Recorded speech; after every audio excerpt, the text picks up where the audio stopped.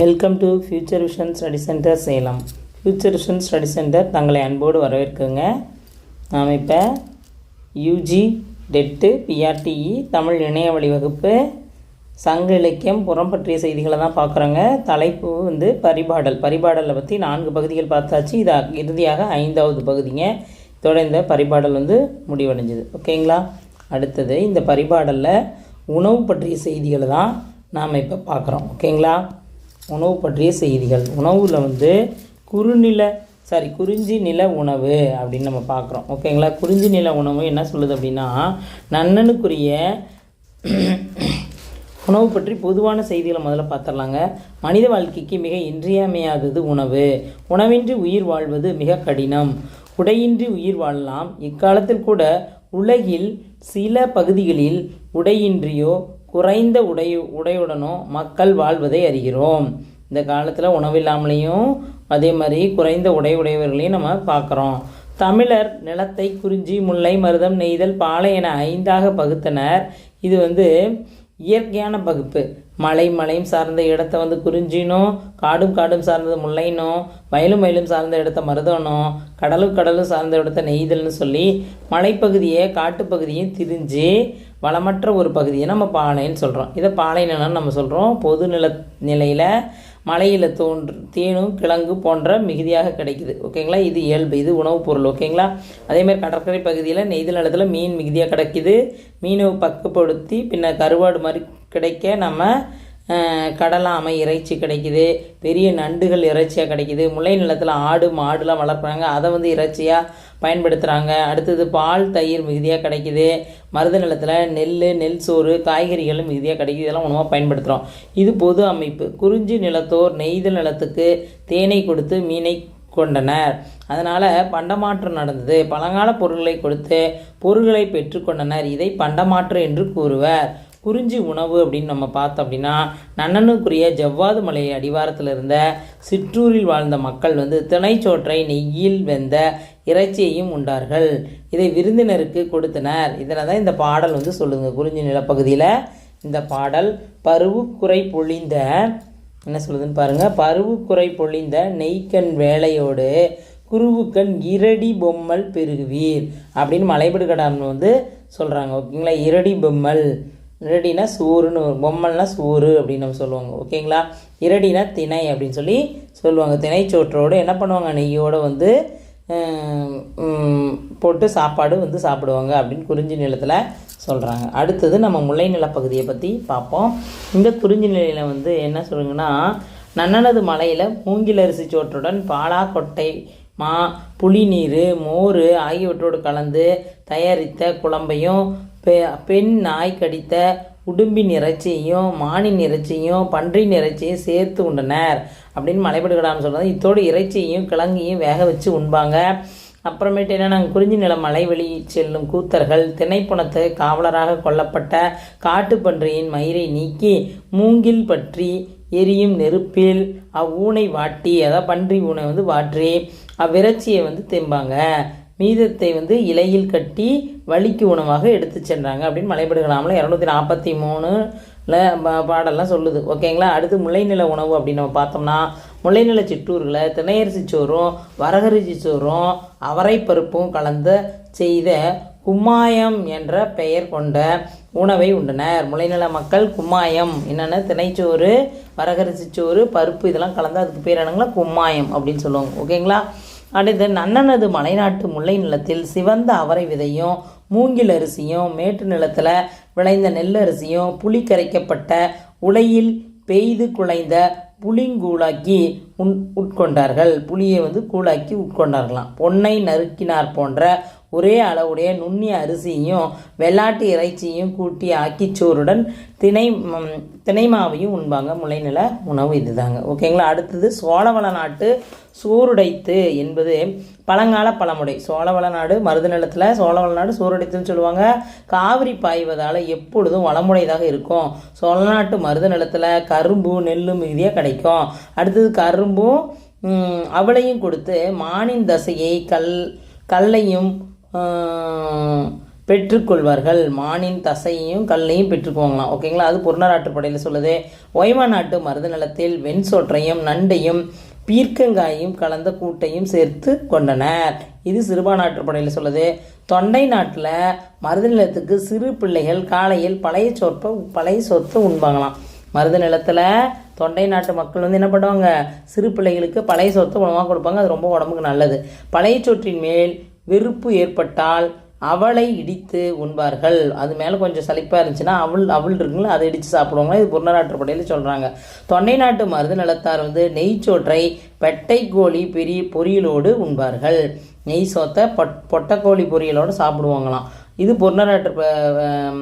பெரும்பான்நாட்டுப்படையில் சொல்கிறாங்க. அந்நாட்டில் தோப்பில் வாழும் மருதத்தில் உழவர்கள் சோற்றோடு பலாப்பழம், இளநீர், வாழைப்பழம், நுங்கு, வள்ளிக்கிழங்கு போன்றவற்றை சேர்த்து உண்டனர் அப்படின்னு பெரும்பான்நாட்டுப்படை வந்து சொல்லுதுங்க. ஓகேங்களா, அடுத்தது நெய்தல் நில உணவு. நெய்தல் நில உணவில் என்ன அப்படின்னா, புழுங்கல் அரிசி பழங்கால சோழ நாட்டில் தலைநகராகிய காவிரிப்பூம்பட்டினத்தில் நெய்தல் நிலத்தார் வந்து கடலில் பெற்ற இறால் மீனையும் வயல் ஆமையும் பக்குவம் செய்து உண்பார்கள் அப்படின்னு பட்டினப்பாலை சொல்லுதுங்க. அடுத்தது பனங்கல்லை குடித்தார்கள், அத்துடன் நெல் அரிசி கல்லையும் பருகினார்கள்.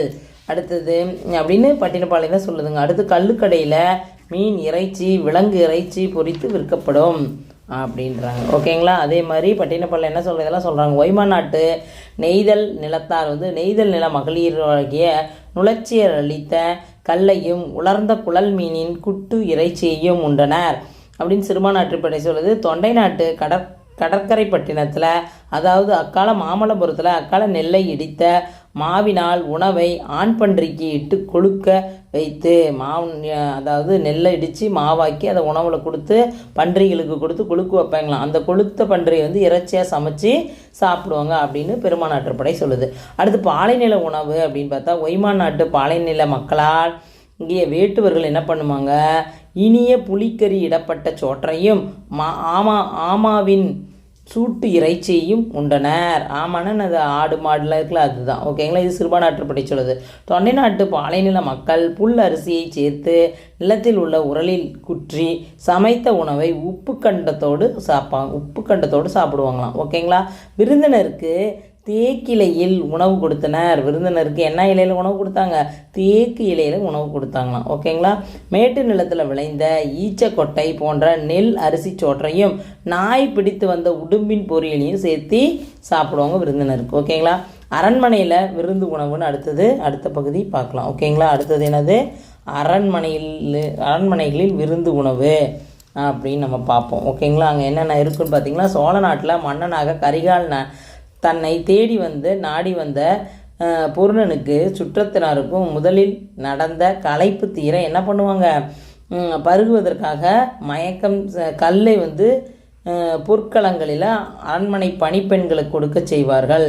அதனை உண்டு வந்த களைப்பை போக்கிக் கொள்கின்றனர். அடுத்து கொளுத்த செம்மறிக்கிடாவை இறைச்சியை துண்டங்களை இரும்பு கம்பியில் கோத்து சுட்டு தருவாங்களாம். ஓகேங்களா, அடுத்தது பல வடிவங்களில் அமைத்த பல வகை சுவையுடைய பணியாரங்களை தரப்பெறுகிறது.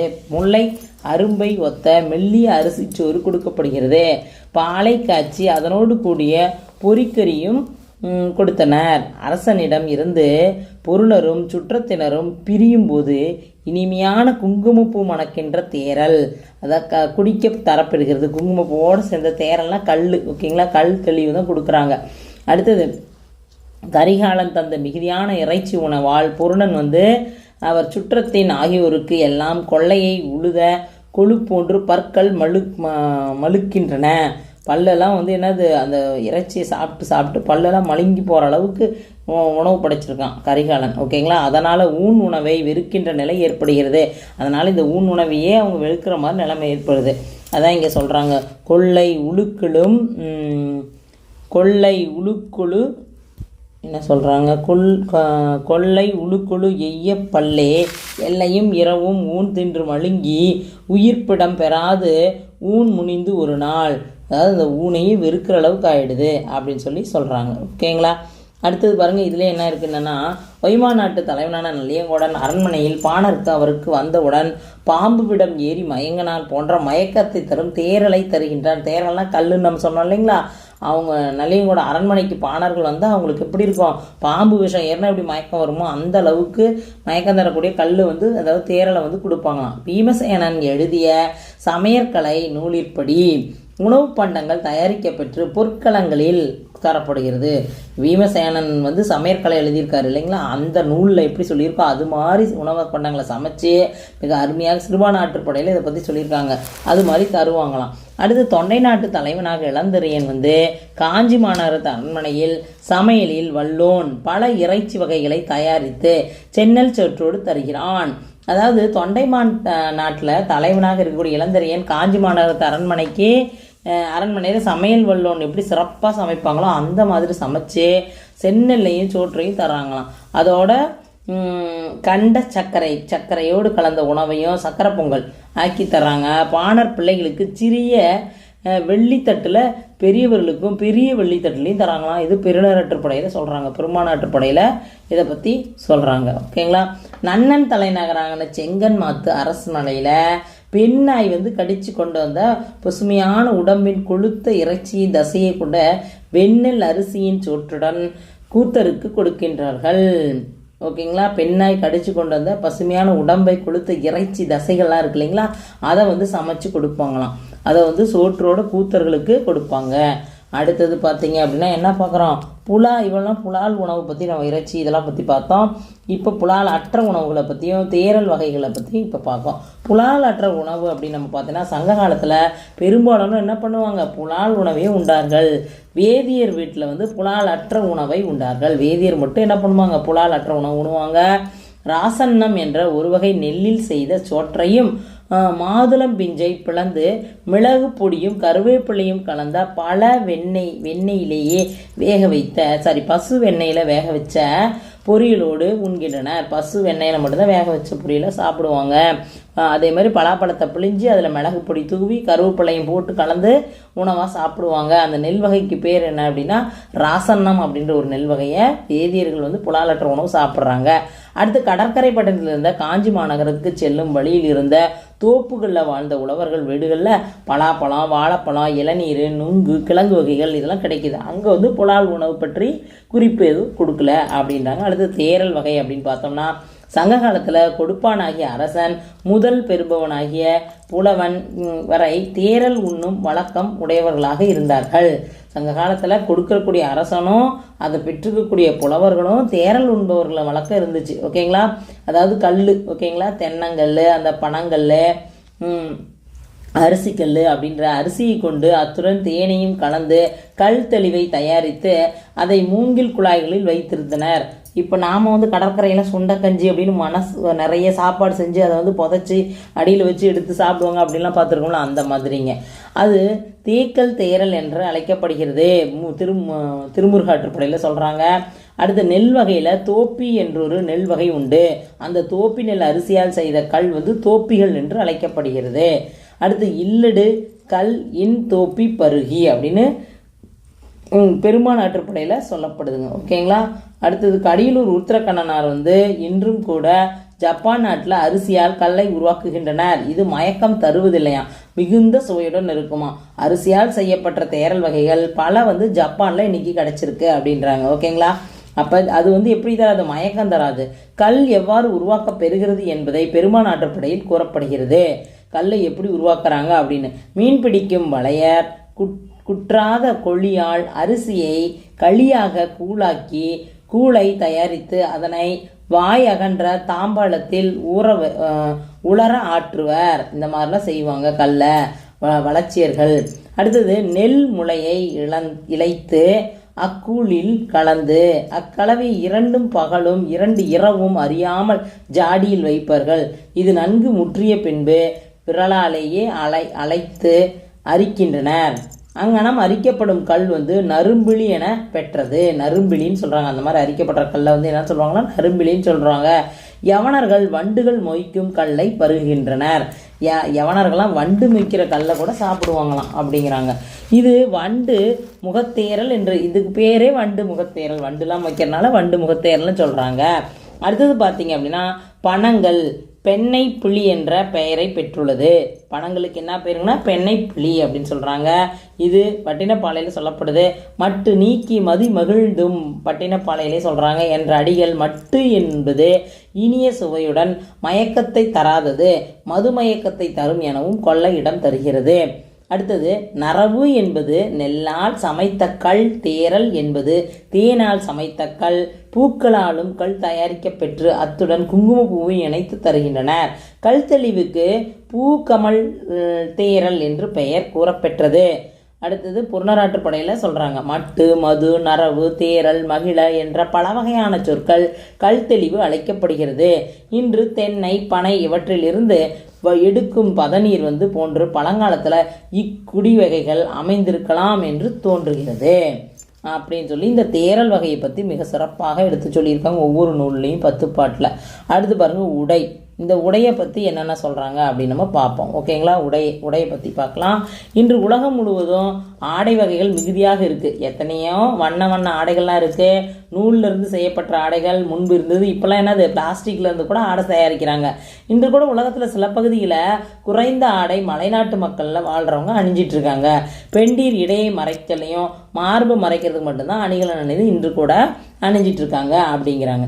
இதில் தலையாடை அதை பற்றி சொல்கிறாங்க. ஓகேங்களா? சங்க காலத்தில் தலையாடை உடுத்தும் மரபு இருந்தது. குறிஞ்சிப்பாட்டில் தலையாடை உடுத்தியதை கபிலர் குறிப்பிடுகிறார் அப்படின்னு நம்ம பார்க்குறோம். பாருங்கள் அந்த பாடல் பாருங்கள் என்ன சொல்கிறாங்க. பாடல் பாருங்கள். பைவிரி அல்குல் கொய்தலை தையி பல்வேறு உருவின் வனப்பு அமை கோதை மெல்லிரு மூச்சி கவிங் பெற கட்டி அப்படின்னு சொல்லி சொல்கிறாங்க. அதாவது அடி வயிற்றை மறைப்பதற்காக தலைவி என்ன பண்ணுவா? தலை உடைய அணிவா. ஓகேங்களா?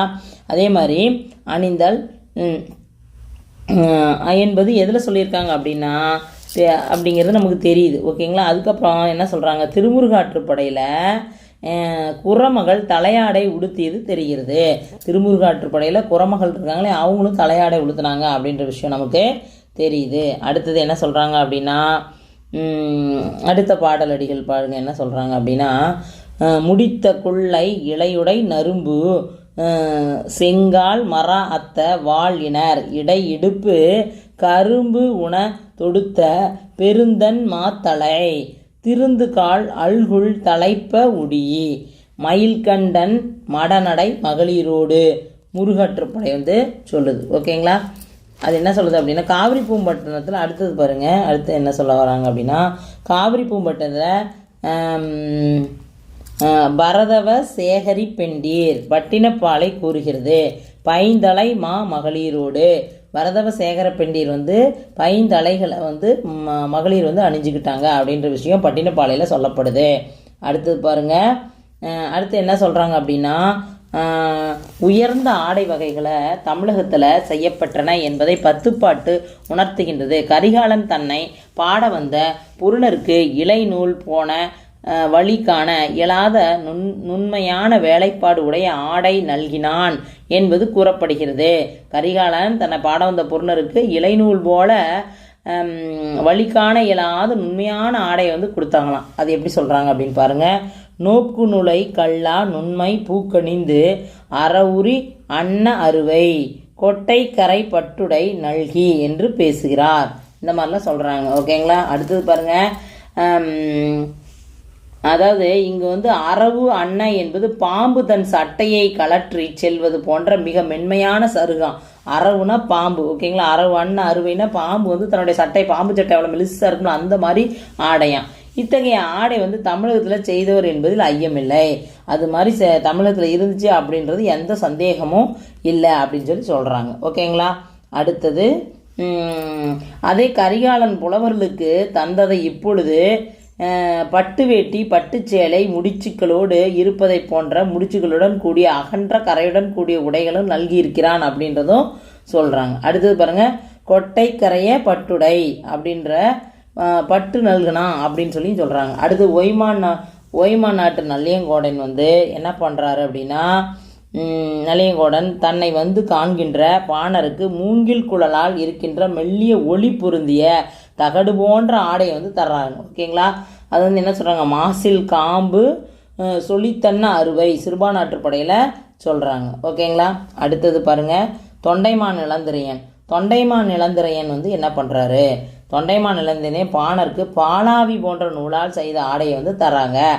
ஆவி அன்ன ஆவினர் கலிங்கம் அப்படின்னு பெரும்பான்ஆற்றுப்படை 469வது பாடல் வந்து சொல்லுதுங்க. ஓகேங்களா.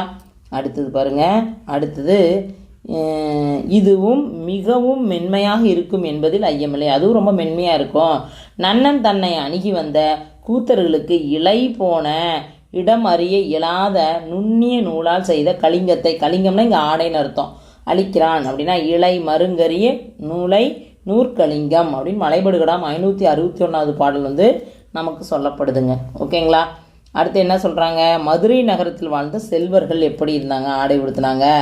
மதுரை நகரத்து வாழ்ந்த செல்வர்கள் வந்து மழை காலத்துக்கு சிவந்த வானை ஒத்த வண்ணம் பொருந்திய பூக்களை உடைய ஆடையை உடுத்தினாங்க அப்படின்னு சொல்கிறாங்க. ஓகேங்களா. அதே மாதிரி வண்ண வண்ண ஆடைகளும் அழகு பொருந்திய தமிழகத்தில் நெய்யப்பட்டது என்பது தெரிகிறது. பூக்கள் பொருத்தப்பட்ட ஆடை அணிந்தனால வண்ண ஆடைகள்லாம் தமிழகத்தில் நெய்ஞ்சாங்க, அதை உடுத்துனாங்க மதுரை நகரத்தில் வாழ்ந்த செல்வந்தர்கள் அப்படிங்கிற விஷயம் இதில் தெரியுது. ஓகேங்களா. இப்போ பாடல் அடிகள் கொடுத்துருக்காங்க பாருங்கள். எயிர்கதிர் மழுங்கிய படற்கூர் ஞாயிற்று செக்கர் அண்ண சிவந்து துணங்கு குருவின், அதாவது எப்படி சூரியன் செவன் இருக்கும் அந்த மாதிரி, ஞாயிறுனா சூரியன், அந்த மாதிரி கலர்லலாம் வண்ண ஆடைகள்லாம் உடுத்துனாங்களாம். கண்பொரு பூக்குவும் ஒன் பூங்கலிங்கம் பொன் புனை வாளோடு பொழிய கட்டி, அதாவது பூக்கள் நிறைந்த பூக்கள் அழகு வேலைப்பாடுகள் அமைந்த ஆடைகளை உடுத்தினாங்க அப்படின்னு சொல்கிறாங்க. ஓகேங்களா. அடுத்தது பாருங்கள், அக்கால சட்டையும் அணிந்திருந்தனர்கள். படம் என்ற சொல் சட்டையை குறிக்கிறது. படம்னாலும் சட்டை தான். ஓகேங்களா. படப்புக்கு என்பதை சட்டையிட்டு நச்சினார்க்கு நேர் உரை எழுதியிருக்கிறாரு பெரும்பான்ஆற்றுப்படையில். அடுத்தது படம் புகும் இளைச்சர் என்ற முல்லைப்பாட்டு தொடரும் காட்டுகிறது. பிற்காலத்தில் சட்டை மெய்ப்பை என்று கூறுவர். மெய்ப்பைன்னு சொல்கிறாங்க. மெய்ப்பை புக்க சட்டை பை என்னன்னு சொல்கிறாங்க, மெய்ப்பை. அதாவது மெய்ப்பை புக்க வெறுவரும் தோற்றத்து வழிப்புணர் யாக்கை வன்கண் யவனர் புகைமுக தன்ன மாசில் தூட பலரா கலாகம் புலர உடியி அப்படின்ற பாடல் வந்து முருகாற்றுப்படையில் சொல்லியிருக்காங்க. போன்ற பகுதியெல்லாம் என்ன உணர்த்துதுன்னா ஆடையை குறிக்கிறது. அதாவது துகில், அறுவை, கலிங்கம், கலாகம் போன்ற சொற்கள்லாம் ஆடையை குறிக்கிறது. ஓகேங்களா. இதெல்லாம் என்னத்தை குறிக்கிறதுனா ஆடையை குறிக்கிறது அப்படின்னு நம்ம சிறப்பாக சொல்கிறாங்க. ஓகேங்களா. அடுத்தது பாருங்கள், அரசன் வந்து கஞ்சியிட்டு சலவை செய்யப்பெற்ற ஆடையை வந்து அணிந்தான் அப்படின்னு மதுரை காஞ்சி சொல்லுதான். சோறு அமைவுற்ற நீருடை கலிங்கம், சாப்பாடு வடிக்கிறோம்லே அந்த கஞ்சி போட்டு வந்து சலவை செஞ்சு ஆடை உடுத்துனாங்கன்னு மதுரை காஞ்சியில் வந்து அரசர்கள் அணிந்தாங்க அப்படின்ற ஒரு விஷயம் வந்து சொல்லப்படுது. அரசனோடு இருக்கும் பொழுது பூத்தொழிலுடைய ஆடையையும் அரசனின்றி தனித்திருக்கும் பொழுது நூலால் செய்த ஆடையும் அணிந்திருந்தாள் என நெடுநல் வாடை சொல்லுது. அரசியோடு இருக்கும்போது நல்லா கலர்ஃபுல்லாக ட்ரெஸ் பண்ணிக்குவாங்க. அரசன் இல்லை அப்படின்னா என்ன பண்ணுவாங்க, அப்படியே நார்மலான ஒரு நூல் துணியை வந்து அணிந்திருப்பாங்க. அரசனை காண செல்லும் பொருணர் பாணர் போன்றோர் அழுக்கேறிய கந்தல் ஆடை உடுத்திருப்பாங்க. அதனை சிதர்னு சொல்லுவாங்க. சிதர்வை என்றும் குறிப்பிடுவாங்க. அந்த அழுக்கான ட்ரெஸ்ஸுக்கு என்ன பேருனா சிதர்வைன்னு சொல்கிறாங்க. அடுத்தது தொழில்களை பற்றி பார்ப்போம். ஓகேங்களா. தொழில்களை பற்றி பார்ப்போம். உழவும் ஏனைய தொழில்களும் வணிகமும் இல்லை எனில் உலகம் இல்லை. உலகத்திற்கு மிக அடிப்படையானது உழவு தொழில். பழங்காலத்தில் உழவு தொழில் நடைபெற்றது, ஏனைய தொழில்களும் நடைபெற்றது. குறிஞ்சி நிலத்து மக்கள் மலைப்பகுதியில் சமநிலமாக உள்ள பகுதிகளிலும் நெல், எள்ளு, தெனை, அவரை, வரகு, மூங்கில், வெண்சிறு கடுகு, இஞ்சி கிழங்கு, கவலைக்கிழங்கு, மலைவாழை, மா, பலா போன்றவை பயிரிட்டனர். தேன் எடுத்தனர், வேட்டையாடினர். இவ்வாறு தங்கள் வாழ்க்கையை வளப்படுத்தி கொள்ள தொழிலை பயன்படுத்தினர். முளைநில மக்கள் வந்து சாமை, வரகு, திணை, எள் போன்ற தானியங்களை விதைச்சாங்களாம். ஆடு, மாடு போன்ற கால்நடைகளை வளர்த்து பாதுகாத்தனர். அதனால் பெற்ற பால், தயிர், மோர், வெண்ணெய், நெய் போன்றவற்றெல்லாம் கொண்டு தன்னுடைய வாழ்க்கையை முளைநில பகுதியில் நடத்தினாங்க. அடுத்து மருதநில மக்கள்லாம் வயல்கள் உளுந்த நெல்லை விதைச்சாங்க, நாற்று நட்டாங்க, களை அடித்தாங்க, நீர் பாய்ச்சினாங்க, அறுவடை செஞ்சாங்க. அதாவது சூடு அடித்தலாகிய கடாவிடுதல் போன்ற பயிர் தொழிலுக்கு தொடர்பான, அதாவது வந்து அந்த நெல் அடிக்கிறாங்களோ அதை தான் சொல்கிறாங்க. இந்த மாதிரி தொடர்பான செயல்களை வந்து செஞ்சாங்க. அதே மாதிரி ஒரு வேலி நிலத்தில், மருத நிலத்தில் ஒரு வேலி நிலத்தில் 1000 களம் விளையும் அளவுக்கு பயிர் தொழில் சிறப்பு பெற்று விளங்கியது அப்படின்னு தெரியுது. எந்த நூலில் சொல்லணும்னா புறநாற்றுப்படையில் தான் சொல்லியிருக்காங்க. நெய்தல் நில மக்கள் என்ன பண்ணுவாங்க, கடலுக்கு சென்று மீன் பிடிக்கிறது, ஓடம், மிதவை, படகு முதலியவற்றெல்லாம் என்ன பண்ணுவாங்க, பயன்படுத்துவாங்க. உப்பு விளைவிச்சாங்க, மீன் விற்றாங்க, மீன்களை உப்பிட்டு பதப்படுத்துனாங்க, இந்த தொழிலாம் செஞ்சாங்க. பாலின மக்கள் என்ன பண்ணுவாங்க, பிற நிலங்கள் இருந்த பசுக்கூட்டங்களை கவருவாங்க, வழிப்பறி செய்வாங்க. மனிதன் வாழ்வதற்கு எல்லா தொழிலுக்கும் தேவை தான் அப்படின்னு சொல்லி சொல்கிறாங்க. ஓகேங்களா. அடுத்தது மண்பாண்ட தொழில். உணவு சமைப்பதற்கு மண்பாண்டம் வந்து செய்கிற தேவை தான். அடுப்பு செய்கிறது, இதெல்லாம் மண்ணால் செய்யப்பட்ட பொருட்கள்லாம் செய்வாங்க. அதனோடு தொடர்புடைய பழங்கால தாலிகள் இறந்தவருக்கு வைக்கிறதுக்கு செய்கிறாங்க. மிகப்பெரிய மண்பாண்டங்கள் தேவைப்படுது, அதையும் செய்கிறாங்க. அதேமாதிரி அரசருக்கு தேர் செஞ்சு கொடுக்கறது, பொதுமக்களுக்கு வண்டி செஞ்சு கொடுக்கறது, நெல் இடிக்க உலக்க செய்கிறது, உழுவதற்கு நாஞ்சில் செய்து கொடுக்கறது, மாட்டை வந்து பூட்டுவதற்கு நுகத்தடி அப்படிங்கிறது செஞ்சு தரது, வண்டிக்கு தேவையான அச்சு, உருளை போன்றவற்றை செய்கிறது, தச்சு தொழில் மிகுதியாக நடைபெற்றது. அடுத்து அவரை கருத்தொழில் விளைஞர் அப்படின்னு சொல்லி இதை சொல்லுவாங்களாம். ஓகேங்களா. இந்த தச்சு தொழில் செய்கிறது.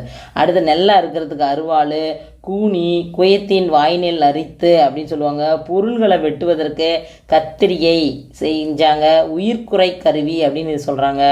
உழவு தொழிலுக்கு கலப்பை செஞ்சு கொடுத்தாங்க. கலப்பையோடு கொழு செய்து கொடுத்தார்கள். கொள்ளை, உழு கொழு, யானையை அடக்குவதற்கு தோட்டி செய்து கொடுத்தாங்க. இது முருகாற்றுப்படையில் சொல்லப்படுகிறது. இரும்பு தகடு, கவை முட்கருவி, சம்மட்டி, நிலம் அகலும் உளி, வளைவு கத்தி, தொடலை வாய், இவை போக போர்க்கருவிகளை வாள், வேலு, ஈட்டி, சூளம் கொள்ளர்களால் செய்யப்பட்டது. கொள்ளர் தொழிலுக்கு தோலும் துருத்தியும் தேவைப்பட்டன என்பதையும் பெருமானாற்றுப்படையில் சொல்கிறாங்க. அதாவது இங்கே என்ன சொல்கிறாங்க, மீதி உலைக்கொள்ளன், தோல், துருத்தி இதெல்லாம் தேவைப்படுது. மிதி உலை கொள்ளர் முறிக்கொடிற்றன்ன அப்படின்னு பெருமானாற்றுப்படையில் சொல்கிறாங்க. தோல் தொழில் நடைபெற்றது என்பது செருப்பு உள்ளதில் இருந்து அறிகிறது. செருப்பினை தொடுதோல் என்று குறிப்பிடுவர். தொடுதோல் மறிய வடு ஆள் நோனடி, அதாவது தோலை பயன்படுத்தி செருப்பு தயாரித்தாங்க அப்படின்ற விஷயம் நமக்கு தெரியுது. தற்காலத்தில் நாம் அணிஞ்சிருக்கக்கூடிய இந்த இதெல்லாம் என்ன சொல்கிறாங்க அப்படின்னா, நம்ம இப்போ அணிஞ்சிருக்கக்கூடிய கால் முழுவதும் வெளியில் தெரியாமல் ஷூ அப்படின்னு நம்ம போடுறோம் இல்லைங்களா, அதை வந்து காலணிகள் அடிப்புரை அரணம் அப்படின்னு சொல்லி சொல்கிறாங்க. அடிப்புதை அரணம் அப்படின்னு சொல்லி சொல்கிறாங்க. அடுத்தது பாருங்கள், திருத்துடை நோன்தாள் அடிப்புதை அரணம் எய்தி படம்புக்கு என்று கூறுவர். நம்ம இந்த ஷூ வந்து கால் ஃபுல்லாக தெரியாமல் பெருசாக போடுறாங்க இல்லையா, அதை தான் என்னது அடிப்புதை அரணம் அப்படின்னு தமிழில் சொல்கிறாங்க. ஓகேங்களா. பெருமானாற்றுப்படையில் தான் இப்படி சொல்லப்படுது. ஓகேங்களா. அடுத்தது என்று கூறுவர். அடுத்தது பார்த்திங்கன்னா இதில் என்ன சொல்கிறாங்கன்னா, இந்த இங்கு வந்து தொடுதோல் அடிப்புதை அரணத்திற்கு வேறுபாடும் உள்ளது. தொடுதோலுக்கும் அடிப்புதை அரணத்துக்கும் வேறுபாடு இருக்குது. தொடுதோலை வந்து நம்ம செருப்புன்னு சொல்கிறோம். அடிப்புதை அரணம் அப்படிங்கிறது ஷூவை ஃபுல்லாக மூடிட்டு அதுக்கு பேர் ஷூ. அடுத்தது பாருங்கள், பாண்டிமாதேவியின் தந்த கட்டிலின் மீது கஞ்சியிட்டு சலவை செய்யப்பட்ட துகில் விரிக்கப்பட்டிருந்தது என்பதையும் சலவை தொழில் நடைபெற்றது என்பதையும் என்ன சொல்கிறாங்க, தெளிவாக நமக்கு தெரியுது. பாண்டிமாதேவியினுடைய கட்டிலில் என்ன போட்டிருந்தாங்க, சலவை செய்யப்பட்ட துகில் விரிக்கப்பட்டிருந்தது, சலவை தொழில் வந்து நடைபெற்றது அப்படிங்கிறது தெளிவாக நமக்கு அதை வச்சு தெரிஞ்சுக்கலாம் அப்படின்றாங்க. இங்கே பாருங்கள், அந்த பாடலடிகள் பாருங்கள் என்ன சொல்கிறாங்க அப்படின்னா, காடி கொண்ட கழுவுரு கலிங்கத்து தொடு அமை துமடி விரித்த சேக்கை, அந்த விரிச்சிருந்து அப்படின்னு சொல்லி நெடுநல்வாடையில் பாண்டிமாதேவியினுடைய கட்டில் கஞ்சி போட்ட ஆடை வந்து விரிச்சிருந்தாங்கன்னு சொல்லி தெரிஞ்சுக்கலாம். ஆடைகளின் பல வகைகளை 10 பாட்டு குறிக்கிறது. அதில் வந்து துகில், கலிங்கம் போன்றவை உள்ளன. இதனால் நெசவு தொழில் நடைபெற்றது என்பது தெளிவாக நமக்கு தெரியுது. ஓகேங்களா. நெசவு தொழில் நடந்துச்சு அப்படிங்கிறத நம்ம தெளிவாக தெரிஞ்சுக்கலாம் அப்படின்றாங்க. அடுத்தது பாருங்கள்,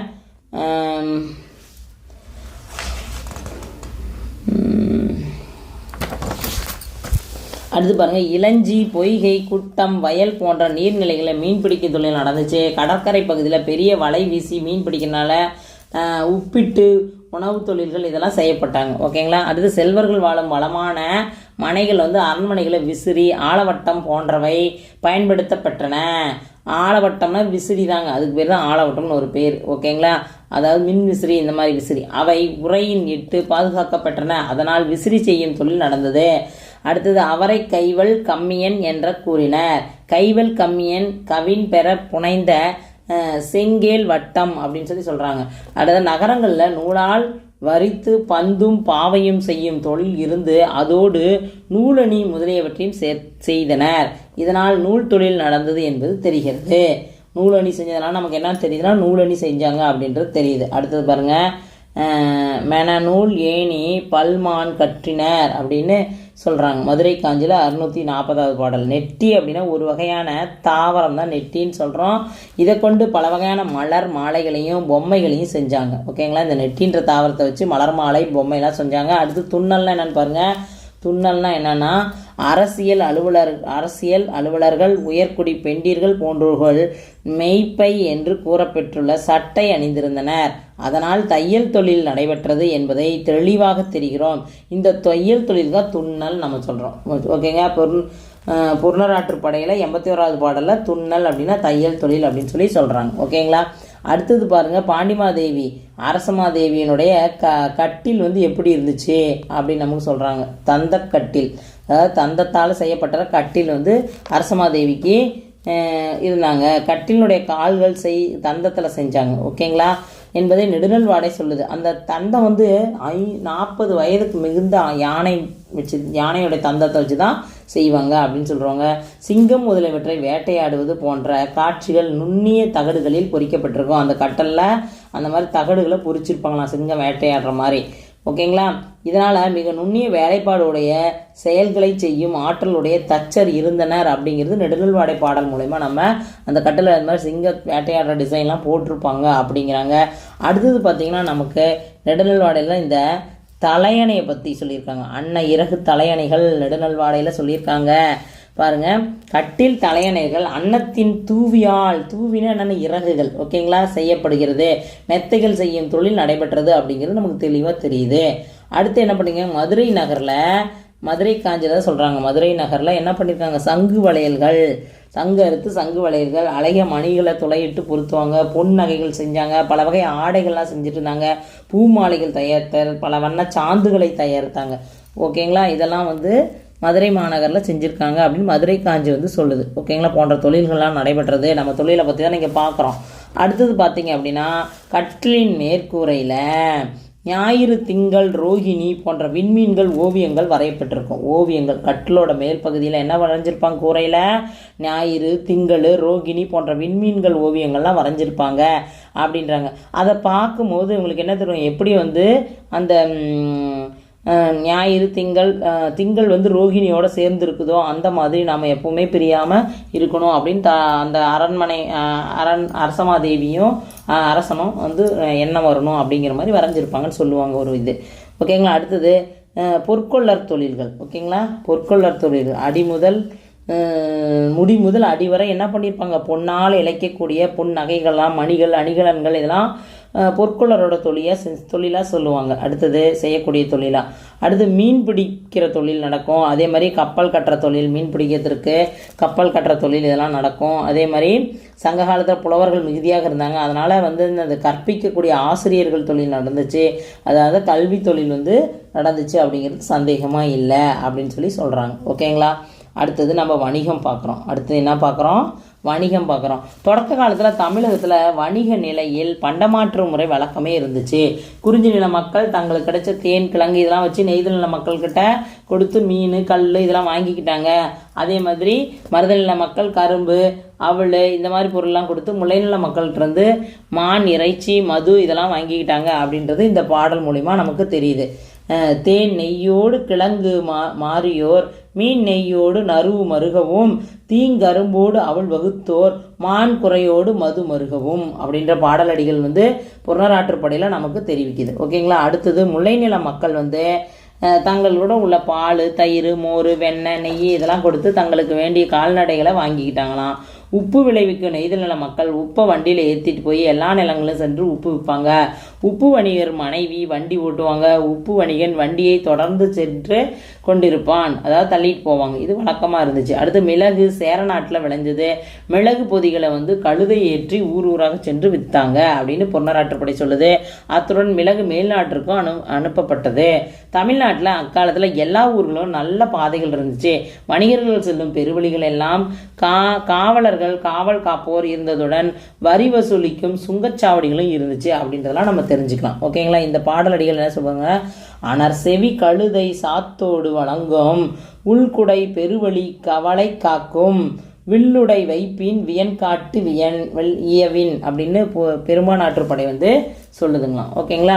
அடுத்தது கிபி 1ஆம் நூற்றாண்டு கிபி 3ஆம் நூற்றாண்டு வரை தமிழகத்தில் ஏற்றுமதி இறக்குமதி மிகுதியாக இருந்துச்சு அப்படிங்கிறத மேல்நாட்டு யாத்திரிகர் எழுதியுள்ள குறிப்புகளை வச்சு தெரிஞ்சுக்கிறோம்.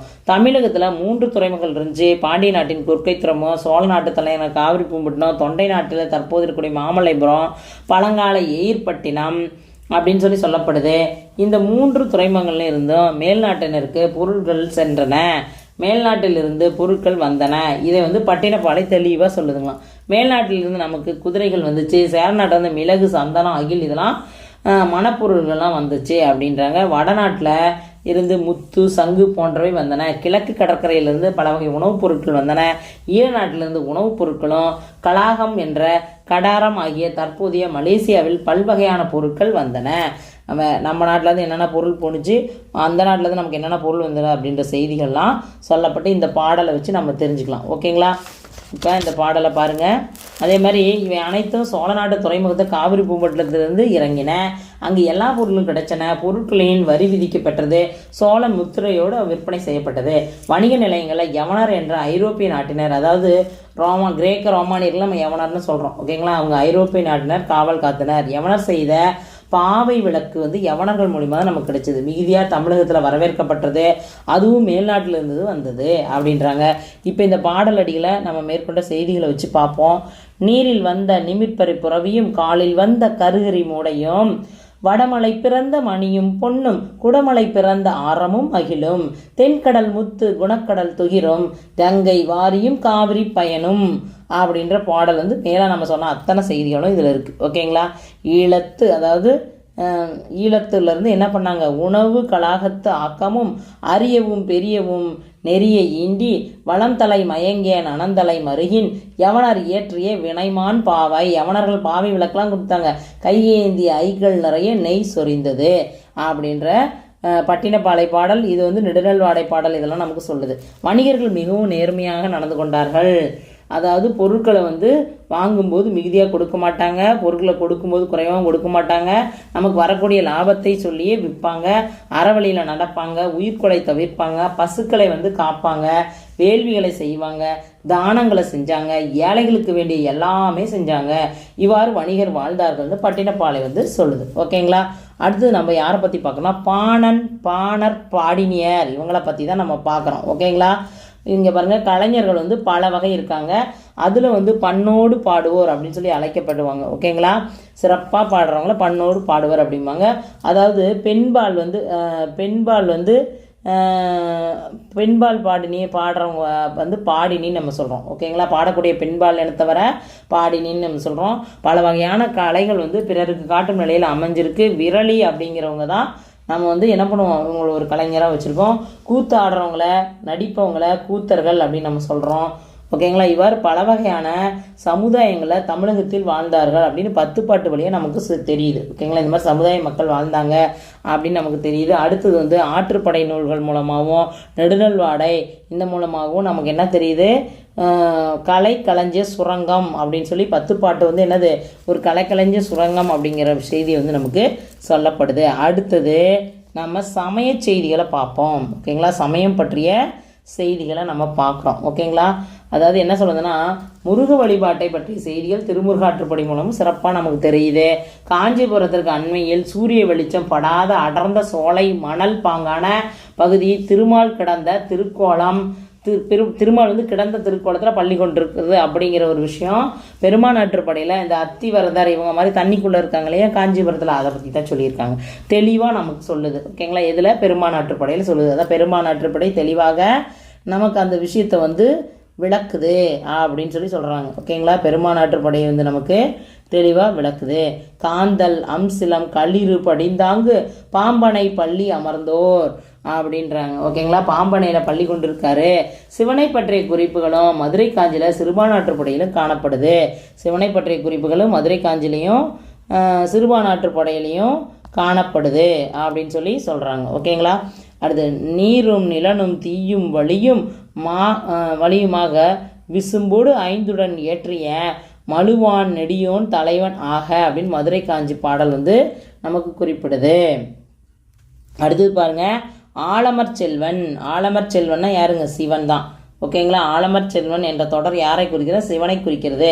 அடுத்தது காரி உண்டி கடவுளாக இருக்கவனும் சிவன் தான். ஓகேங்களா, சிவனுக்கு மலை மீது கோவில் இருந்தது அப்படின்ற விஷயமும் மலைபடு கடாமில் சொல்லியிருக்கிறாங்க அப்படின்றாங்க. ஓகேங்களா, அடுத்தது பார்த்தீங்க அப்படின்னா காவிரி பூம்பட்டினத்தில் முருகனுக்கும் கடவுளர் பிறக்கும் கோவில்கள் இருந்தது, பிறருக்கும் கோவில் இருந்துச்சு. அங்கே வந்து பள்ளியங்கள் ஒலிக்க நாளும் வழிபாடு செய்யப்பட்டது. அதே மாதிரி குழல் இசையை உண்டாக்க, யாழ் வாசிக்க, முழவு முழங்க, முரசு ஒலிக்க, பாடு மகளிர் பாட திருவிழா நடைபெற்றது. நகர மக்கள் வழிபாட்டு திருவிழாக்களில் கலந்து கொண்டார்கள் அப்படின்னு பட்டினப்பாலை சொல்லுது. அடுத்தது நம்ம மக்களுடைய பழக்க வழக்கங்களை பார்ப்போம். பழங்காலத்தில் ஒரு செயல் செய்ய விரும்புவோர் நற்செயல் கேட்கும் வழக்கம் இருந்துச்சு. அதை நம்ம என்னன்னு சொல்கிறோம்? விரிச்சு கேட்டல்னு சொல்கிறோம். தொல்காப்பியத்தை இதை சுட்டுகிறார்கள். அடுத்து படையேங்க அறவம் பாக்கத்து விரிச்சி அப்படின்னு தொல்காப்பியத்தில் இந்த விரிச்சி கேட்டதை பற்றி சொல்லுது. முல்லைப்பாட்டில் வந்து தலைவன் பிரிந்து சென்ற போது மாலை காலத்தில் வயதான பெண்டீர் வந்து என்ன பண்ணுவாங்க? நெல்லையும் முல்லை மலரையும் தூவி நற்சொல் கேட்டு வழக்கம் இருந்துச்சு. இது பழங்கால வழக்கமாக சொல்கிறாங்க. இங்கே பாருங்கள், அதுதான் இந்த பாடல் அடிகள் என்ன சொல்கிறாங்கன்னு பாருங்கள். பாடல் அடிகளில் என்ன சொல்கிறாங்க அப்படின்னா, யாழிசை இனவண்டு ஆர்ப்ப நெல்லோடு நாளி கொண்ட நறுவி முல்லை அரும்பவில் அலறி தூவி கை தொழுது பெருமுது முண்டீர் விரிச்சு கேட்ப. பெருமுது பெண்டீர் வந்து என்ன பண்ணுவாங்க? விரிச்சு கேட்டு நிற்பாங்களாம். மாலை நேரத்தில் தலைவனை பிரிந்து சென்ற தலைவியை பிரிந்து சென்ற தலைவன் வந்து வருவாரா அப்படின்ற மாதிரி கேட்பாங்க அப்படின்னு சொல்கிறாங்க. ஓகேங்களா, அதை தான் இங்கே அந்த அதே பாடல் தான்பாங்க. இரும்புச்சை மழை காலத்தில் விளக்க கொடுத்தி என்ன பண்ணுவாங்க அப்படின்னா நெல்லும் மலரும் தூவி கை தொழுது மாலையை வரவேற்பாங்க. இரும்புசை விளக்கின் ஈர்ந்திரி கொழியி நெல்லும் மலரும் தூவி கை தொழுது மல்லல் லாவணம் மாலை அயர் நெடுநல் வாடையில் இந்த மாதிரி சொல்கிறாங்க. ஓகேங்களா, வாடை காலத்தில் மகளிர் வந்து சந்தனம் பூசுவதில்லை, மலர்கள் புனைவதில்லை, நெருப்பை வளர்த்து அகலும் வெள்ளெயிரையும் சுட்டினார் புகைத்து கொண்டார்கள். அதான் ரொம்ப குளிராக இருக்கனால மாலை நேரத்தில் என்ன பண்ணுவாங்க? சந்தனம் பூச மாட்டாங்க, மலர்கள் பூச மாட்டாங்க, அதாவது புகை மூட்டி அதில் வந்து குளிர் காய்வாங்க அப்படின்ற மாதிரி விஷயங்கள் வந்து சொல்லப்படுது. ஓகேங்களா, அடுத்த பாடல் பாருங்கள். கடையுடை வியர்நகர் சிறு குறு தொழுவர் கொள்வுரல் நறுங்கள் படக்கூட்டு மருக வடவர் தந்த வான்கையில் வட்டம் தென்புல மருங்கில் சாந்தோடு துறப்ப அப்படின்ற பாடலடிகள் வந்து சொல்கிறாங்க. ஓகேங்களா, அடுத்தது வந்து கூந்தல் மகளிர் கோதை புனையர். கூந்தல் மகளிர் கோதை புனையார் இருங்கூந்தல் சில்மலர் பெம்மார் தன்னரும் தகர முளரி நெருப்பமைத்து இருங்கால் அகிலோடு வெள்ளையிர் புகைப்ப அப்படின்ற பாடலடிகள் சொல்லப்படுகிறது. ஓகேங்களா, அதாவது அகில் நெருப்பை வந்து புகைச்சி அவங்க குளிர் காய்வாங்க அப்படின்ற விஷயம் வந்து நெடுநல்வாடையில் சொல்கிறாங்க. ஓகேங்களா, அடுத்து நெய்தல் நில மக்கள். நெய்தல் நில மக்கள் வந்து என்ன பண்ணுறாங்க அப்படின்னா சினைச்சுறா கொம்பை நட்டு வழிபட்டனர் என்று தெரிகிறது. சினைச்சுரைவின் கோடு நட்டு மனைக்கேர்த்திய வல் அணங்கினாள் அப்படின்னு பட்டினப்பாலை வந்து சொல்லுதுங்க. ஓகேங்களா, அடுத்தது பாருங்க.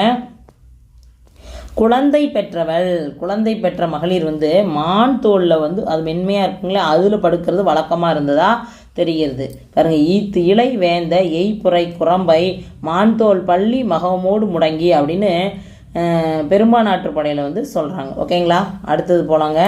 அடுத்தது பார்த்தீங்க அப்படின்னா ஆடைகளை துவைத்து உடுத்தினார்கள் அப்படின்ற செய்தி வந்து சொல்லப்படுது. கல் தோய்த்து உடுத்த பவப்ப பார்ப்ப படிவ பார்ப்ப அப்படின்னு சொல்லி முல்லைப்பாட்டு வந்து சொல்லுது. ஓகேங்களா? கல் தோய்த்து உடுத்த படிவ பார்ப்பான் அப்படின்னு துவைச்சி ஆடைகளை உளுத்துனாங்க அப்படின்ற பாடல் வந்து சொல்லுது. அடுத்தது பெண்டீர் வந்து இரவுக்கென தனி கோலம் கொண்டனர் அப்படின்னு சொல்கிறாங்க. நைட்டானால் அவங்க வந்து என்ன பண்ணுவாங்கன்னா வேறு மாதிரி உடைகள் அணிஞ்சுக்குவாங்க அப்படிங்கிறாங்க. அதாவது பட்டு நீக்கி துகில் உடுத்து மட்டு நீக்கி மது மகிழ்ந்தும் வந்து என்ன பண்ணுவாங்க அப்படின்னா மயக்கம் தராத உணவை வந்து சாப்பிடுவாங்க. பட்டு வந்து நீக்கிட்டு துகில் உடுத்துவாங்க, அதாவது நூலாடையை வந்து உடுத்திக்குவாங்க அப்படின்ற செய்தி வந்து சொல்லப்படுது. அடுத்தது இலக்கிய சுவை பற்றி என்னென்ன சொல்கிறாங்கன்னு பார்ப்போம். ஓமை வந்து சிறப்பிப்பாங்க. உருவகம், முரணணி, கருத்துக்கள், சுவை இதெல்லாம் சொல்லுவாங்க. பாருங்கள், இலக்கிய சுவை வந்து பல வழிகளில் அமையலாம். சொல்லாட்சி அமையலாம், ஓமையாகவும் அமையலாம், உருவத்தால் அமையலாம், முரணணியால் அமையலாம், பல வகை அணிகளால் அமையலாம். இலக்கியம் படிப்பது வெறும் சுவைக்காக மட்டுமின்றி நம் உள்ளத்தை உயர்த்துவதற்காக அதை துணை புரிய வேண்டும். இலக்கியம் இலக்கியத்திற்காக, இலக்கியம் வாழ்வுக்காக என்று 2 கருத்துக்கள் உண்டு. இந்த இரண்டும் இணைந்து இலக்கியமாக இருப்பது சிறந்த இலக்கியம். 10 பாட்டில் 2 நிலைகள் உடையது. ஒன்று வந்து படிக்கும்போது சுவை மகிழும் என இன்பமும் கிடைக்கும், அதே வேளையில் வாழ்க்கைக்கும் பயன்படும் அப்படின்ற விஷயம்லாம் சொல்லப்படுது. அடுத்தது என்ன சொல்கிறாங்க அப்படின்னா, இலக்கிய சுவை வந்து வர்ணனையோடு இருந்தால் அது எப்படி இருக்கும்? இலக்கிய சுவையோடு இருக்கும். அந்தாதி தொடையில் அமைஞ்ச இலக்கிய சுவையோடு இருக்கும். சங்கிலி தொடர் அமையணும். மாலை ஓமை இருக்குது. சொல் பொருள் பின்வரும் நிலையணிலாம் பயன்படுத்தணும். இலக்கியம் வர்ணனை என்பது ஒரு வகை. சிறுபான்மையாற்றுப்படல விரலையரை வர்ணித்து சொல்லியிருக்காங்க. அது அந்தாதி போலவும், சங்கிலி தொடர் போலவும், மாலை ஓமை போலவும், சொல் பொருள் பின்வரும் நிலை போலவும் பல வகைகளில் சுவைக்க தரும் நிலையில் அமைஞ்சிருக்கு அப்படின்னு சொல்லி சிறப்பாக சொல்லியிருக்காங்க. அடுத்தது பாருங்கள், என்ன சொல்லியிருக்காங்கன்னா பெண்டீர் வர்ணனையை எப்படி சொல்லுவாங்க? கேசாதிபாதம் பாதாதி கேசம். கேசம்னா கூந்தல், அதாவது தலையிலேருந்து பாதம் வரையிலும் வர்ணித்து சொல்கிறது பெண்களை. பாதாதி கேசம்னா பாதம் முதல் கூந்தல், கேசம்னா கூந்தல் வரையிலும் வர்ணித்து சொல்கிறது. ஓகேங்களா? அதை பற்றி சொல்கிறது தான் இந்த பகுதி. அடுத்தது பாருங்கள், இங்கு வந்து முடி தொடங்கி அடி வரலாம், அதேமாதிரி அடி தொடங்கி முடி வரலாம். இந்த 2 நிலையிலும் சிறப்பாக பெண்களுடைய வர்ணித்து சொல்கிறாங்க. அடுத்தது பார்த்திங்கன்னா விரலியரில் கூந்தலை வந்து மலைத்துளிக்கு ஓமையாக சொல்கிறாங்க. அது எப்படி அப்படின்னா, நம்ம கூந்தல் வந்து மலைமேகம் மாதிரி கருமையாக இருக்கும். அது நெய் பூசி பளபளப்பாக அழகாக காட்சி தரும். மழை பெய்யும் போது தூரத்துலேருந்து பார்த்தா துளிகள் வந்து கோடுகள் மாதிரி தெரியும் இல்லைங்களா? நல்ல இருட்டில் அந்த துளிகள் எப்படி இருக்கும்? கூந்தல் மாதிரி இருக்கும். கூந்தலுக்கு கதுப்புன்னு ஒரு பேர் இருக்குது. அதே மாதிரி அவங்க வந்து எப்படி இருக்கும்? மயில் தொகை மாதிரி சாயல் இருக்குமா. யார்? விரலியர்கள் வந்து மயில் தொகை சாயலில் இருப்பாங்க அப்படின்னு சொல்லி சொல்கிறாங்க. ஓகேங்களா? அடுத்தது அவங்களுடைய தொடைகள், விரலியரோட தொடைகள் எப்படி இருக்கும் அப்படின்னா பெண் யானை துதிக்கைக்கு ஒப்பாக இருக்கும். அவங்களுடைய அந்த தொடை வந்து எப்படி இருக்கும் அப்படின்னா வாழை போன்ற வடிவத்தில் வளமுடையதாக வலுவழுப்பான வடிவமுடையதாக இருக்கும். அதேமாதிரி அவங்க கூந்தல் அலங்காரம் எப்படின்னா வாழைப்பூ போன்ற அலங்காரம் செய்யப்பட்டிருக்கும். அதுக்கு பேர் வந்து ஓதி அப்படின்னு சொல்லுவாங்க. கூந்தல் மேலே அவங்க வச்சுருக்கக்கூடிய அந்த மலருக்கு பேர் வேங்கை மலர் அணிஞ்சிருப்பாங்க அப்படிங்கிறாங்க. அதேமாதிரி அவங்க உடம்புல இருக்கக்கூடிய அந்த தேமல் வந்து வேங்கை மலர் போல காணப்படும். அதை வந்து வேங்கை மலர் நினச்சி அவங்கள வண்டுகள் வந்து சுற்றி வந்துட்டுருக்குங்களாம் அப்படின்ற செய்தியும் சொல்லப்படுது. அதே மாதிரி அவங்க அந்த விரலியருடைய மார்பு வந்து எப்படி இருக்குன்னா அதாவது கொங்கைகள் எப்படின்னா கொங்கு அரும்புகள் மாதிரி இருக்கும் அப்படின்னு சொல்லி சிறப்பாக சொல்லியிருக்காங்க. அதே மாதிரி ஆபரணங்கள் விரும்பி அணிஞ்சிருக்கிற நிலையில் அந்த கொங்கை போன்ற பனைமரத்தின் மென்மையான இனிய சுவையுடைய நுங்கு மாதிரி இருந்துச்சு. நுங்கு போன்ற பற்கள் இருந்த பாலோடு தேன் கலந்த நீர் உள்ளது. ஓகேங்களா? அவருடைய எயிறு எப்படி இருக்கும் அப்படின்னா, எயிறுனா பல்லுங்க, அது வந்து முல்லை மலர் மாதிரி இருக்குங்கண்ணா வெண்மையாக. ஓகேங்களா? எயிறு வந்து முல்லை நிலத்தின் புறப்பகுதி மலர்ந்த முல்லை மலர் போன்று இருக்கிறது. அதோடு முல்லை நிலத்தில் பொருந்திய கற்புடைய பெண்ணாக அவள் இருந்தாள். மென்மையான பொய்மையற்ற மான் மாதிரி, பொய்மை இல்லாத மான் மாதிரி அவருடைய கண்கள் இருந்துச்சு அப்படின்னு சொல்கிறாங்க. அதே மாதிரி அவங்களுடைய நுதல்னா நெற்றி, அழகான நெற்றி எப்படி இருக்கும்னா ஒளி பொருந்திய நுதலாக ஒளி பொருந்திய நெற்றி மாதிரி காணப்படுது அப்படின்னு சொல்லி விரலையரை மிக அழகாக சிறுபான ஆற்றுப்படையில் வந்து சிறப்பிச்சு ஆசிரியர் இடைக்களி நாட்டு நல்லூர் நத்தத்தனார் வந்து சிறப்பிச்சு இந்த பாடலடிகள் அடுத்து வரக்கூடிய அந்த பாடலடிகள் சொல்லியிருக்காங்க. சிறுபான் ஆற்றுப்படையில் இடைக்களி நல்லூர் நத்தத்தனார் வந்து இந்த பாடலடிகளில் சிறப்பாக சொல்லியிருக்காரு. 5 வீழ் இகுபெயல் அழகு கொண்டு அருளி நெய் கனிந்து இருளிய கதுப்பின் கதுப்பென. அப்படியே இருளில் கதுப்புனா கூந்தல், அடுத்து மணிவயிர் கலாபம் பரப்பி பலவுடன் மயிர் சாயல் அதாவது மயில் தோகை மாறி சாயல் வந்து பெற்றிருப்பாரா அந்த விரலி. அடுத்து உயங்கு நாய் நாவின் நல்லெழில் இசையே வயங்கிளை உளறி அடியேன் அடி தொடர்ந்து ஈர்ந்திலம் தோயும் இரும்பிடி தடக்கையின் சேர்ந்து செறிந்த குரங்கென குரங்கு அப்படின்னா இங்கே தொடையை குறிக்கிங்களே, அவங்க தொடை அழகு எப்படி இருக்கும் அப்படின்னு சொல்லி போகிறாங்க. மால்வரை ஒழுகிய வாழை பூவென பொழிந்த ஓதின கூந்தல். ஓகேங்களா. அடுத்தது யானையினுடைய தந்த மாதிரி இருக்குமா, துதிக்கை மாதிரி இருக்குமா, அவங்களுடைய தொடை வாழை மரம் போல் வலுவழுப்பாக இருக்கும். அதே மாதிரி அவங்களுடைய கூந்தல் அலங்காரம் வந்து வாழைப்பூ போல் இருக்கும் அப்படிங்கிறாங்க. நளிச்சினை வேட்கை நாள் மலர் நச்சி, அதாவது அவங்க வேங்கை மரத்தை வேங்கை பூவை வந்து அணிஞ்சிருப்பாங்க அப்படின்னு சிறப்பித்து சொல்கிறாங்க. களிசுரம்பு அரற்று சுணங்கு பிதிர்ந்து யானர் கோங்கின் அவிர்முகை எள்ளி பூனகத்து ஒடுங்கிய முளையன வான்கோட் பெண்ணை வளர்ந்த நுங்கு மாதிரி இருக்கும். அவங்களுடைய கொங்கை வந்து எந்த மாதிரி இருக்கும் அப்படின்னா கோங்கு அரும்புகள் மாதிரி காணப்படும் அப்படின்னு சொல்லிடுச்சிருக்காங்க. இச்சேறு இருகுதரும் எயிற்றின் எயிரென குள்ளை அம்புறவின் குவிமுகை அவிழ்ந்த முல்லை சாற்ற கற்பின் மெல்லியல் மடமான் நோக்கின் வாழ்நுதல் விரலியர் அப்படிங்கிறாங்க. அதாவது எயிறு முல்லைப்பூ மாதிரி இருக்கும். அவங்க வந்து மடமான் போல மென்மையானவர்களாக இருப்பாங்க. அடுத்த நுதல் வந்து ஒளி பொருந்திய நெற்றியே காணப்படும் அப்படின்னு சொல்லி சிறப்பாக சொல்கிறாங்க. அடுத்து 10 பாட்டு பதிப்புகளை பற்றி பார்ப்போம். ஓகேங்களா. 10 பாட்டோடைய பதிப்புகள் அப்படின்னு நம்ம பார்த்தோம் அப்படின்னா முதல்ல உச்சிமேற் புலவர் நச்சினார்க்கினியர் அவங்க உரையுடன் வந்து 1889 தான் என்ன பண்ணுவார், பதிப்பிப்பார். யார்? டாக்டர் உவே சாமிநாத ஐயர் நச்சினார்க்கினியர் உரையோடு 1889 10 பாட்டை வந்து பதிப்பிச்சார் அப்படிம்பாங்க. அடுத்தது அதற்கு முன்பாகவே திருமுருகாற்றுப்படையை வந்து 1851 ஆறுமுக நாவலர் பதிப்பிச்சிருக்காரு. 10 பாட்டில் மூலப்பதிப்பு வந்து சுவாமிநாத ஐயர் 1931 பதிப்பிச்சார். அதுக்கப்புறம் அவருக்கு பின்னாடி மர்ரே ராஜம் அப்படிங்கிறவருடைய மூலப்பதிப்பு வந்துச்சு. அடுத்தது பார்த்தீங்க அப்படின்னா 10 பாட்டோட முழுமைக்கு உரை எழுதினவங்க யார் அப்படின்னு நம்ம பார்த்தீங்கன்னா மூவா கோபாலகிருஷ்ணமாச்சாரியார், அவருடைய மாணவரான ஜெகநாதாச்சாரியார் அவரும் இணைந்து 1961 10 பாட்டு முழுமைக்கும் உரை வந்து வெளியிட்டாங்க அப்படின்ற செய்தி தரப்படுகிறது. அடுத்தது தெளிவுரை, 10 பாட்டுக்கு தெளிவுரை வந்து யார் கொடுத்தாங்க அப்படின்னு சொல்லி பார்த்தீங்கன்னா 1995 வித்வான் எம் நாராயண வேலுப்பிள்ளை தான் தெளிவுரை வந்து வெளியிட்டார். அடுத்து விளக்க உரை வெளியீடு வந்து 1999 வர்த்தமான பதிப்பகம் வந்து வெளியிட்டுச்சு அப்படின்றாங்க. ஓகேங்களா. அடுத்தது 10 பாட்டு முதல் பதிப்பு மொத்தம் எத்தனை அப்படின்னா 11. அடுத்தது மறுபதிப்பு 11, 2 சேர்ந்து 22 பதிப்புகள் வந்துச்சு அப்படிங்கிறாங்க. தனி நூலா திருமுருகாற்றுப்படை 62 பதிப்புகளும், அடுத்தது புறநாற்றுப்படை 5 பதிப்புகளும், சிறுபானாற்றுப்படை 4 பதிப்புகளும், பெருமானாற்றுப்படை 4 பதிப்புகளும் காணப்பட்டது அப்படின்றாங்க. அடுத்தது முல்லைப்பாட்டு வந்து எத்தனை அப்படின்னா 15 பதிப்புகள், மதுரை காஞ்சி 5 பதிப்புகள், நெடுநல்வாடை 9 பதிப்புகள், குறிஞ்சிப்பாட்டு 3 பதிப்புகள், பட்டினப்பாலை 10 பதிப்புகள், மலைபடுகடாம் 5 பதிப்புகள் அப்படின்னு சொல்லி சொல்கிறாங்க. ஓகேங்களா. அடுத்தது சங்க இலக்கிய கவிதை இயக்க நோக்கில் சிந்தனை பின்புல மதிப்பு பதிப்பு வரலாறு தி மகாலட்சுமி அப்படிங்கிறவங்க பதிப்பு வந்து 460 பட்டினப்பாளையில் 469 சொல்லியிருக்காங்க. உலகத்தமிழ் ஆராய்ச்சி நிறுவனம் 1998 வந்து பதிப்பிச்சுது அப்படின்னு சொல்லி விஷயங்கள் சொல்லப்படுது. அடுத்தது பார்த்திங்கன்னா தமிழ் பதிப்பு ஆசிரியராக மிகச்சிறந்த இடத்தை பெறுபவர் யாருன்னா டாக்டர் உவேசா. அவர் வந்து எப்போ வந்து 1937 10 பாட்டு 3ஆம் பதிப்பினை வந்து முகவுரையில் கூறப்பெற்றுள்ள செய்திகளை கீழே தருகின்றேன். இதனால் அவருடைய பதிப்புத்துறை வந்து பற்றி நாம் தெளிவாக தெரிந்து கொள்ள இயலுகிறது. 3ஆம் பதிப்பு மூலமா நமக்கு தெளிவாக தெரிஞ்சுக்கலாம்.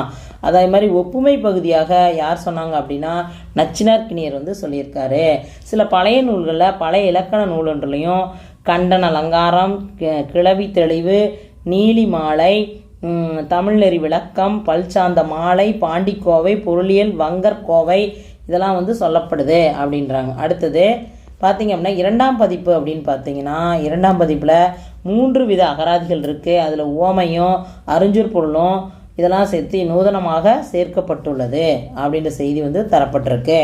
அடுத்து பார்த்திங்கன்னா 2ஆம் பதிப்பை காட்டிலும் இந்த 3ஆம் பதிப்பில் 300 பக்கங்கள் வந்து அதிகமாக உள்ளது. இதில் புதிய விஷயங்கள்லாம் நிறைய சேர்க்கப்பட்டிருக்கு. அதனால் ஆராய்ச்சியாளர்கள்லாம் என்ன சொல்கிறாங்கன்னா இது ஆராய்ச்சிக்கு மிகவும் பயனுள்ளதாக உள்ளது அப்படின்ற செய்தி வந்து தரப்பட்டிருக்கிறது. ஓகேங்களா, இதுவரையிலும் நம்ம பரிபாடலை பற்றின செய்திகள் அனைத்தும் முடிச்சிட்டோம். அதில் வந்து பயிற்சி வினாக்கள் நம்ம கொஞ்சம் பார்க்கலாம். ஓகேங்களா, முதல் வினா பாருங்கள். மருத நிலத்தில் ஒருவேலி நிலத்தில் 1000 களம் விளையும் அளவுக்கு பயிர் தொழில் சிறப்புற்று இருந்தது என கூறும் நூல் இது அப்படின்னா புறநானூற்றுப்படை.